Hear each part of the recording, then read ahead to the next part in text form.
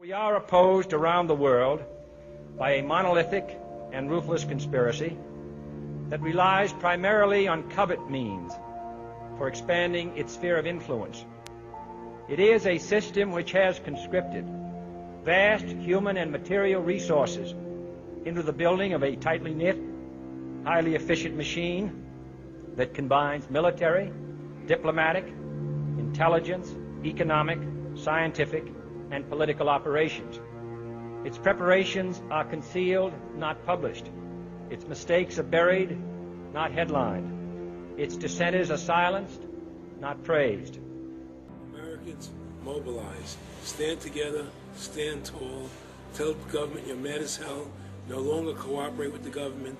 Do not accept the national ID card. Do everything in your power to restore freedom and your individuality back to America. Stop being a country run by the institutions for the institutions. Let's go back to we the people, by the people, for the people, as opposed to we the institution, by the institution, for the institution.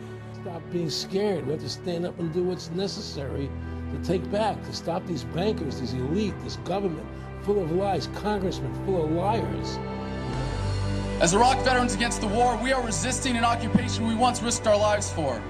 We swore to support and defend the Constitution of the United States of America, but we found out the hard way that the greatest enemies of the Constitution are not to be found in the sands of some far-off land, but rather right here at home.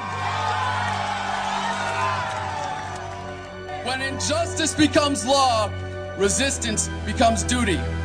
It is time we start meeting oppression with resistance. They cannot stop us. Humanity marches on. The utmost manifestation of love and devotion to America is today, as it always has been, resistance of tyranny. Resist we must, and resist we will. We will not be silent. We will not obey. We will not let our government destroy our humanity. We will not wait another moment in fear to stand up for what we know to be right. It is time we start meeting oppression with resistance. Northwoods, explain that really quick. I mean, this is 1962. The Joint Chiefs of Staff signed a document that was planning on having fake attacks on American civilians and blaming it on the Cubans to get us to go to war with Cuba. They were going to blow up a drone jetliner. They were going to send a jet into the air and blow it up. Oh my God! And blame the Cubans for it and get us to go to war with Cuba. Planning on having fake attacks on American civilians. The time when the operation of the machine becomes so odious, makes you so sick at heart that you can't take part. You can't even passively take part. And you've got to put your bodies upon the gears and upon the wheels, upon the levers, upon all the apparatus, and you've got to make it stop. And you've got to indicate to the people who run it, to the people who own it, that unless you're free, the machine will be prevented from working at all. I served with Kilo Company, 3rd Battalion, 8th Marines as an automatic machine gunner. There's a term, once a Marine, always a Marine, but there's also the term, eat the apple, F the Corps. I don't work for you no more. And I'm a Marine. I took an oath to defend the Constitution. The Constitution!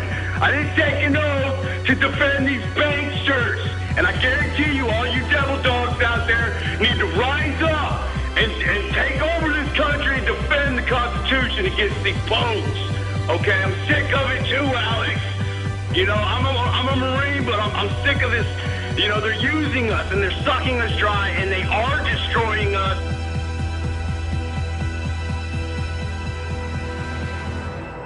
People should not be afraid of their governments. Governments should be afraid of their people. Councils of government, we must guard against the acquisition of unwarranted influence, whether sought or unsought, by the military-industrial complex. The potential for the disastrous rise of misplaced power exists and will persist. We must never let the weight of this combination endanger our liberties or democratic processes.